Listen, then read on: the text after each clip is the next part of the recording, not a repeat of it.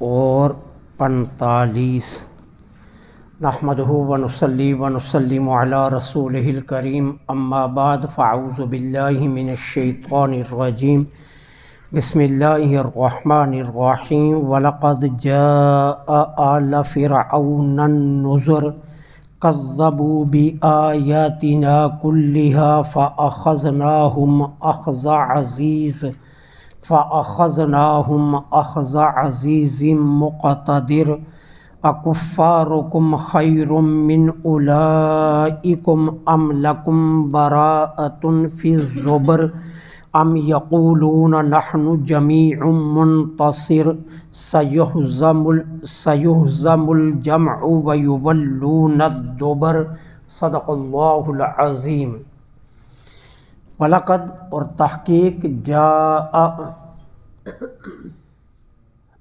آئے آل فرعون آل فرعون کی طرف النذر اللہ کے عذاب سے ڈرانے والے رسول، کذبوا بآیاتنا کلھا انہوں نے ہماری ساری آیات کی تکذیب کی، فَأَخَذْنَاهُمْ پس ہم نے پکڑ لیا، اخذ عزیز غالب پکڑنے والے، مقتدر جو بے حد قدرت والا ہے اس شان سے۔ اکفارکم کیا تمہارے کافر خیرن بہتر ہیں، من اولئکم ان سے، ام یا لکم براءۃن یا تمہارے لیے کوئی براءت نجات نامہ لکھا ہوا ہے، فی الزبر آسمانی کتابوں میں، ام یا یقولون وہ کہتے ہیں، نحن ہم جمیع منتصر غالب آنے والی جماعت ہیں، سیہزم الجمع ان قریب یہ جماعت مغلوب ہوگی، ویولون الدبر اور یہ پیٹھ پھیر کر بھاگیں گے۔ وَلَقَدْ جَاءَ آلَ فِرْعَوْنَ النُّذُرُ آئے آل فرعون کی طرف اللہ کے عذاب سے ڈرانے والے رسول، اور وہ رسول کون تھے؟ قبطیوں کا بادشاہ تھا فرعون، جس کی مصر میں حکومت تھی، اور یہ بہت بڑا ظالم اور بہت طاقت کا مالک تھا، اور اس نے بنی اسرائیل پر بے شمار ظلم روا رکھے تھے۔ ان کی خواتین کو زندہ رکھتا، ان کے بچوں کو قتل کرتا، اور صرف اپنی سلطنت کو بچانے کے لیے اس نے 70,000 اسرائیلی بچے بنی اسرائیل کے قتل کروائے، اپنی سلطنت کو بچانے کے لیے، کیونکہ اس کے نجومیوں نے کہا تھا کہ بنی اسرائیل میں ایک بچہ پیدا ہوگا جو تیری سلطنت کو الٹ کر رکھ دے گا۔ ہر مشقت کا کام بنی اسرائیل سے لیتا تھا اور قبطیوں کو آرام دیتا تھا۔ دولت تھی، اقتدار کا نشہ تھا، یہاں تک گیا کہ اس نے خدائی دعویٰ کیا۔ اللہ جل سبحانہ و تعالی نے حضرت موسیٰ علیہ السلام اور جناب ہارون علیہ السلام کو اس کی طرف نبی بنا کر بھیجا، قبطیوں کی طرف، کہ جاؤ جا کر فرعون اور آل فرعون کو تبلیغ کرو۔ یہ دونوں جلیل المرتبت نبی تشریف لائے اور اسے اللہ کے عذاب سے ڈرایا کہ اگر تم اپنی حرکات و سکنات، شرک اور یہ خدائی دعوے سے باز نہ آیا تو تجھے شدید ترین عذاب دیا جائے گا۔ لیکن نبیوں کے ڈرانے کا اس پر کوئی اثر نہ ہوا۔ کذبوا بآیاتنا کلھا، الٹا جناب موسیٰ نے جتنے معجزات دکھائے جو اللہ کی توحید پر اور رسولوں کی صداقت پر دلالت کرتے تھے، انہوں نے سارے معجزات کا انکار کیا۔ ید بیضا دکھایا، آسا دکھایا، پانی کے ابلتے چشمے دکھائے، ٹڈیاں دکھائیں، خون کا برسنا دکھایا، ان کے کپڑوں میں، ان کے وجودوں میں، ان کے گھروں میں جوؤں کا داخل ہونا یہ دکھایا، طرح طرح کے عذابات دکھائے، اور جو جناب موسیٰ کے معجزات میں شامل ہوتے تھے، لیکن ان پر کوئی فرق نہ پڑا، اور یہ مسلسل اپنی نافرمانیوں، اپنی سرکشیوں پر ڈٹے رہے۔ اللہ فرما رہا ہے فَأَخَذْنَاهُمْ أَخْذَ عَزِيزٍ، پھر پکڑ لیا غالب نے۔ کس شان سے پکڑا؟ مقتدر، جو بے حد قدرت والا تھا، اس نے اپنی شان قدرت سے پکڑا اور پکڑ کر کہا اب جواب دو۔ بحر قلزم میں جناب موسیٰ کی قوم کی آنکھوں کے سامنے فرعون اور آل فرعون کو غرق کر کے رکھ دیا۔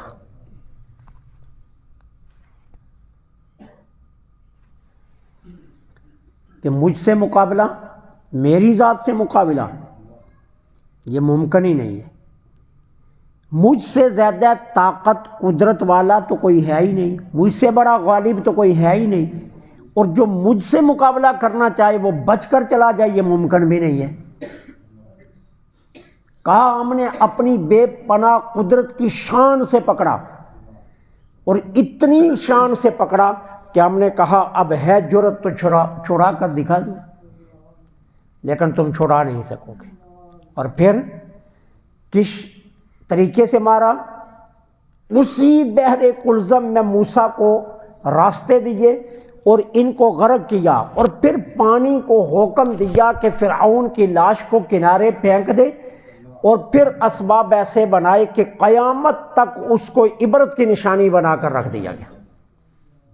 احرام مصر میں آج بھی اس کی حنوط شدہ لاش یہ گواہی دے رہی ہے کہ اللہ سے زیادہ طاقت اور قدرت والا کوئی نہیں ہے، وہی غالب اور وہی قدرتوں کی شان کا مالک ہے۔ اب اللہ تعالیٰ کفار مکہ کی طرف مخاطب ہو رہے ہیں۔ اکفارکم خیر من اولئکم، او مکہ کے کافروں، تم جسم میں، طاقت میں، دولت میں تم زیادہ ہو یا تم سے پہلے زیادہ تھے؟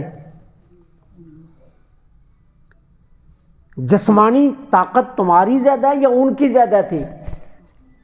مال و دولت میں وہ زیادہ تھے یا تم زیادہ ہو؟ تم سے پہلے قارون گزرا جس کے خزانوں کی حد کوئی نہیں ہے، حامان گزرا جس کے دولت کی حد کوئی نہیں ہے، فرعون گزرا جسے اپنی طاقت پر اتنا گھمنڈ تھا۔ اکفارکم، اے کافرو مکہ کے، خیر من اولئکم، کیا تم ان پہلی امم کے کافروں سے زیادہ بہتر ہو؟ ام لکم براءۃ فی الزبر، یا تم نے آسمان کے لوہے محفوظ پر پڑھ لیا ہے کہ تمہیں عذاب نہیں ہوگا؟ تم نے لوہے محفوظ پر کوئی یہ پڑھ لیا ہے کہ تم اپنی سرکشی پر ڈٹے بھی رہو تو تمہیں کچھ نہیں کہا جائے گا؟ یا تمہیں اپنی طاقت اور اپنے اسلحے کے انباروں پر ناز ہے کہ تم کبھی بھی مغلوب نہیں ہو سکتے، سدا تم ہی غالب رہو گے؟ یہ تو چند برسوں کی کہانی ہے۔ ابھی تو ہم مکہ کی سرزمین کو ہموار کر رہے ہیں، پھر اپنے محبوب کو آرام سے مدینہ لے جائیں گے، پھر مدینے سے تمہیں بتائیں گے کہ غالب کون آنے والا ہے، پھر تمہیں پتہ چل جائے گا کہ طاقت کا سر چشمہ کون ذات ہے۔ آج تم گھمنڈ کرتے ہو، آج ہمارے محبوب کے سامنے تم اتراتے ہو اور آج تکبر کرتے ہو، تھوڑی دیر کی بات ہے، لمبی بات نہیں ہے یہ۔ ہم نے اتنے بڑوں کو برباد کر دیا۔ نمرود کو کتنا گھمنڈ تھا، ہم نے جوتے مروا دیے۔ فرعون کو کتنا گھمنڈ تھا، ہم نے پانی میں غرق کر دیا۔ قارون کو کتنا گھمنڈ تھا، ہم نے زمین میں دسا دیا۔ اور کتنے بڑے بڑے طاقت والے آئے جن کا ہم نے صفائے ہستی سے نام و نشان مٹا کر رکھ دیا۔ تم کیا سمجھتے ہو کہ تمہارے پاس طاقت ہے؟ تم تو ان کے مقابلے میں چمٹی کی حیثیت بھی نہیں رکھتے، تمہاری حیثیت ہی کیا ہے؟ یہ تو مہربانی ہے کہ آمینہ کا لال تم میں پھر رہا ہے، اگر آمینہ کے لال نہ ہوتے تو ہم تمہیں بتاتے کہ مکہ کی پہاڑیوں کے درمیان رکھ کر تمہیں رگڑ دیتے، اور جس طرح چکی دانے کو پیس دیتی ہے تمہیں صفائی ہستی سے ایسے مٹا دیا جاتا۔ تم بہتر ہو یا وہ بہتر ہے؟ سنو، اب میرے آقا غیب کی خبر دے رہے ہیں۔ ام یقولون، یا یہ مکہ کے کافر کہتے ہیں، نحن ہم جمیعن، وہ جماعتیں منتصر جو ہمیشہ غالب رہے گی۔ تمہیں یہ گھمنڈ ہے نا کہ طاقت پر، قوت پر، اسلحے پر۔ سنو، سیہزم الجمع، ہم عنقریب تمہیں شکست دیں گے، عنقریب تمہیں شکست اٹھانی پڑے گی، اور وہ عنقریب کیا ہے؟ وہ بدر کا میدان ہے۔ جب بدر میں مارکا آرائی شروع ہوئی تو میرے آقا تشریف لائے، کفار کی طرف دیکھا تو 1000 کا مجمع تھا، کفار کو دیکھا تو نوجوان تھے، بوڑھے کم تھے، کفار کی طرف دیکھا تو اسلحے سے لیس تھے، کفار کی طرف دیکھا تو سارے کافر سواریوں پر تھے۔ پھر سرکار دو عالم نے اپنے غلاموں کو دیکھا، بے سر و سامان تھے لیکن پورے یقین کے ساتھ کھڑے تھے، 1000 کے مقابلے میں 319 پوری طاقت کے ساتھ اس یقین سے کھڑے تھے کہ آج کا معرکہ ہمارے نام ہونا ہے۔ ہاتھ میں اسلحہ تو نہیں تھا لیکن یقین کی دولت تھی، ہاتھ میں تلوار تو نہیں تھی کہ لیکن آمنہ کے لال کی کملی پر یقین تھا کہ محبوب فرما چکے ہیں آج ہم جیتیں گے تو ہم ہی جیتیں گے۔ پھر ہوا کیا؟ میرے آقا خیمے میں تشریف لائے، اللہ کی بارگاہ میں ہاتھ بلند کیے، مولا جو وعدہ اپنے محبوب سے کیا وہ پورا کر دے آج، اور جو تو نے محبوب کو دینے کا وعدہ کر رکھا ہے وہ دے دے۔ آج یہ ننھی جماعت اگر شہید ہو گئی تو پھر روئے زمین پر تجھے کوئی پوجنے والا نہیں رہے گا۔ حضرت ابوبکر صدیق نے جب یہ جملے سنے تو بھاگ کر اندر گئے، میرے آقا کی کملی مبارک کاندان نبوت سے سرک رہی تھی، اسے تھاما اور حضور کے کاندھوں پر رکھا اور لپٹ گئے اور عرض کیا حضور بس بس کافی ہو گئی ہے، اب آگے دعا کی ضرورت نہیں ہے، اللہ کی مدد یقینی ہوگی جن جملوں سے آپ نے دعا مانگی ہے۔ میرے آقا خیمے سے باہر تشریف لائے تو جبریل امین 1000 فرشتہ لے کر بدر میں اتر چکا تھا۔ کہا سیہزم الجمع، عنقریب تمہیں شکست دیں گے۔ پھر کیا ہوا؟ کافر کہتے تھے، آواز آتی سی حیزم حیزم، لیکن آواز دینے والا نظر نہیں آتا تھا، تلوار چلتی تھی لیکن تلوار چلانے والا کوئی نظر نہیں آتا تھا۔ ملکوتیوں کو میرے اللہ نے جنگ سکھا دی، جنہیں جنگ کا کوئی تصور بھی نہیں تھا، میرے رب نے ہونر دے کر جبرائیل کو بھیجا، جاؤ آج محبوب کی جماعت کو پوری دنیا میں سرخرو کرنا ہے اور بتانا ہے کہ رب کی طاقت اس کے ساتھ ہوتی ہے جو رب کو ماننے والے ہوتے ہیں۔ حق پرست آج سر بلند کیے جائیں گے اور حق پرستوں کو وہ عزت دی جائے گی کہ قیامت تک حق پرست سر بلند کر کے چل سکے۔ کہا سیہزم الجمع، حالانکہ میں نے آپ کو پہلے بھی بتایا ابو جار رنڈیاں لے کر آیا تھا، اسے معلوم تھا جنگ ہم جیتیں گے، وہ عددی طاقت پر یقین رکھتا تھا، اسے اپنی عددی قوت پر پورا بھروسہ تھا کہ جنگ ہم جیت کر آئیں گے، لیکن وہ نہیں جانتا تھا، بے وقوف تھا، نادان تھا، کم عقل تھا، اسی لیے تو کسی نے اس کا نام یاد نہ رکھا، جہالت کا باپ کہا جاتا ہے۔ جاہل کو یہ علم نہیں تھا، بات ہتھیاروں کی نہیں ہوتی ہے، بات تو یقین کی ہوتی ہے۔ یقین جب انسان کا پختہ ہو تو میجر عزیز بٹی جیسا انسان اپنے جسم سے بم باندھ کر ٹینکوں کے نیچے لیٹ جاتا ہے۔ اور 65 کی وہ جنگ کہ جب بھارت یہ کہہ رہا تھا کہ 1 گھنٹے کے بعد ہم مینار پاکستان اعلان کریں گے کہ سرحد پاکستان اب ختم ہے اور بھارت پاکستان پر قابض ہو چکا ہے، کیونکہ پاکستان کے پاس 65 میں ٹینک نہیں تھے اور بھارت کے پاس ٹینک تھے، اور پاکستان ہاتھوں سے ٹینکوں کو روک نہیں سکتا تھا۔ پھر اللہ نے یقین کی دولت میجر عزیز بٹی کو دی تو ایسے نوجوانوں نے بم باندھے اور ٹینکوں کے نیچے لیٹ گئے، اور ایک لمحے میں ٹینک برباد کر کے بتا دیا جنگیں اسلحے سے نہیں جیتی جاتی، جنگیں یقین سے جیتی جاتی۔ سیہزم الجمع، ان قریب شکست دیں گے تمہیں، یولون الدبر، اور پھر تم پیٹھ پھیر کر بھاگو گے۔ کہاں رنڈیاں لے کر آئے تھے رقص کرنے کے لیے، اور کہاں بدر میں سب کچھ چھوڑ کر بھاگے، اپنی بیویاں تک چھوڑ دی اور ساز و سامان چھوڑا اور بھاگ کر دبا کر بھاگ رہے تھے، کسی کو سواری بھی یاد نہیں تھی، اسلحہ تک چھوڑا، اور آج جان کے لالے پڑے ہوئے تھے۔ کن سے جان بچا رہے تھے؟ جن کے ہاتھوں میں ہتھیار بھی نہیں تھے۔ سیہزم الجمع ویولون الدبر، ان قریب ہم شکست دیں گے اور تم پیٹھ پھیر کر بھاگو گے۔